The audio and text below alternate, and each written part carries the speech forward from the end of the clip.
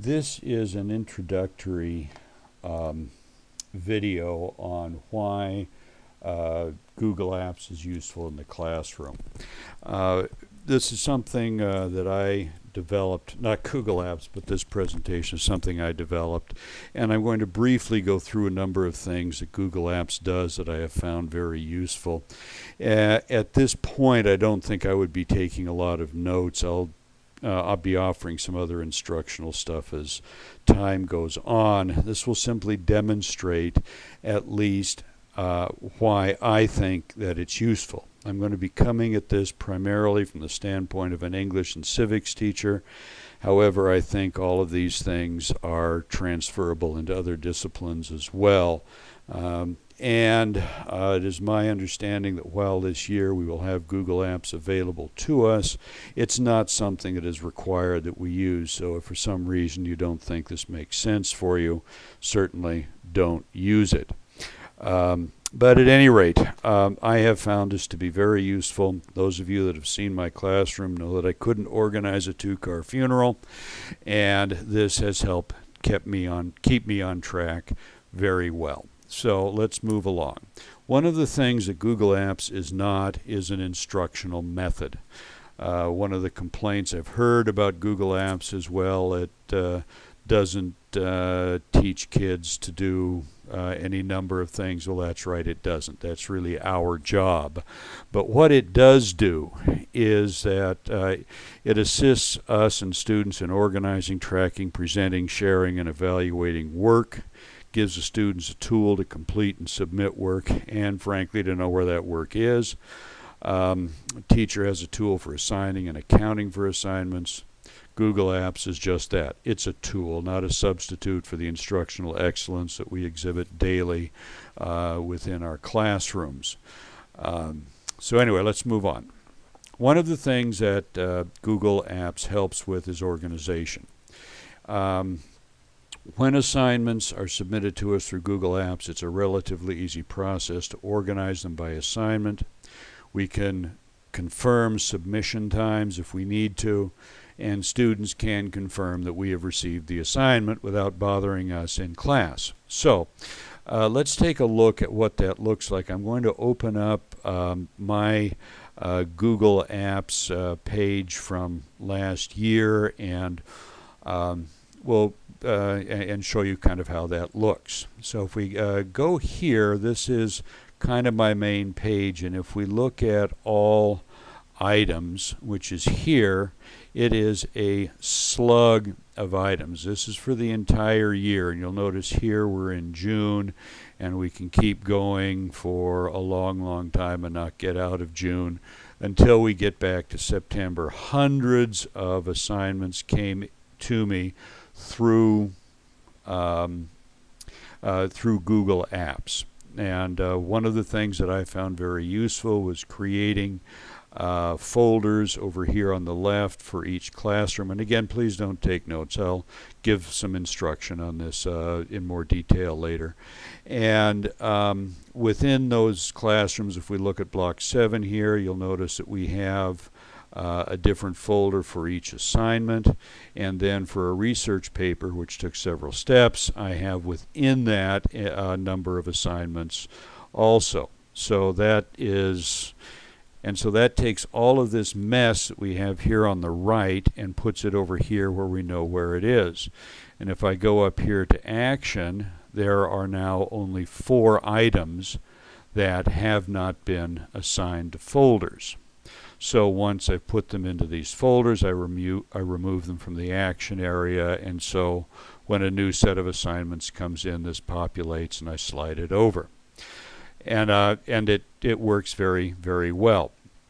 Now, if we wanted to confirm when an assignment was submitted, let's go into the Pearl test in block 7.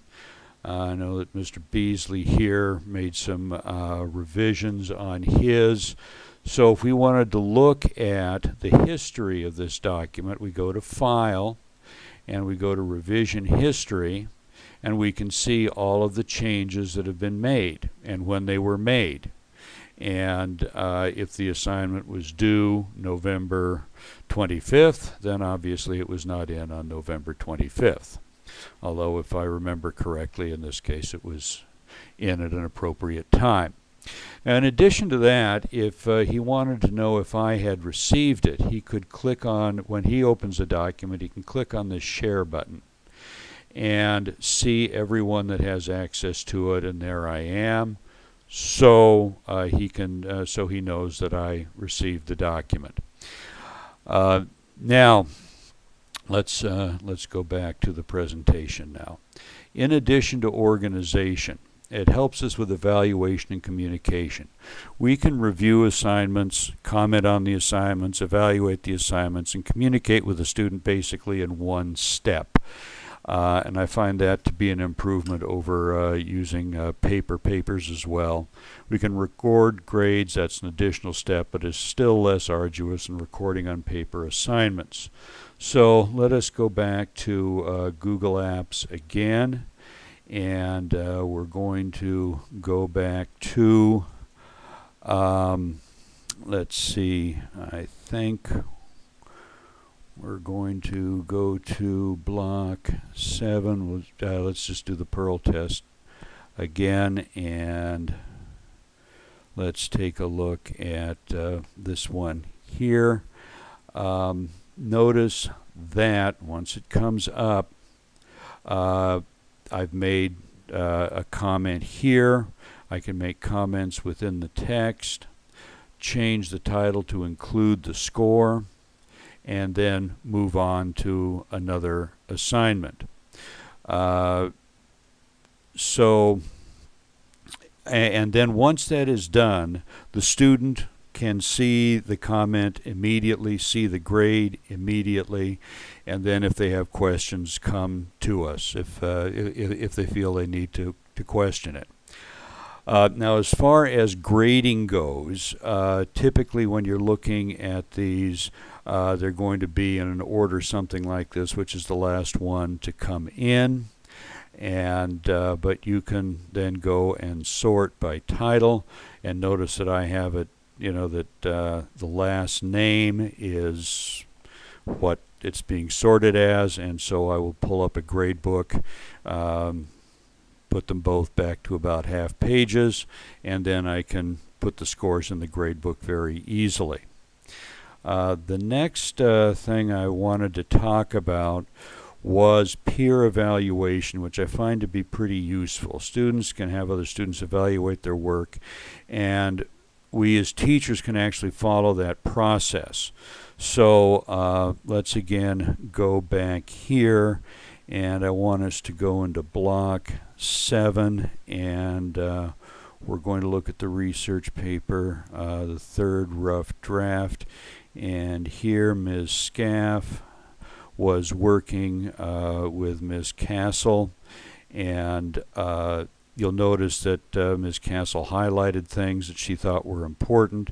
She's added some of her suggestions in here, here, and here, and so then Carolyn had the option to take those suggestions or not. And I, as a teacher, can go in and look and see, that they're doing the work, and B, were the suggestions realistic, etc. And was it being done appropriately? And in this case, it certainly was. So now let's go back here. Now, Google Sites is another thing that I used, I guess, for the third time this year, which is a way that we can actually take an entire class's body of work and share it with people. And so let's go back here now and take a look at what that looks like. So I'm going to go back to my Google home page, and we're going to go to more and even more. Even though the alarm clock didn't load, and then we're going to go to sites. And I had a creative writing assignment, and so what I had these guys do was take that creative assignment, which is basically describe in detail a place you would rather be than in my classroom. One of the students actually chose a prison, so I'm not certain about the warmth that I am showing in class. Nonetheless, over here is a code that I've given students so that they don't have their names actually attached.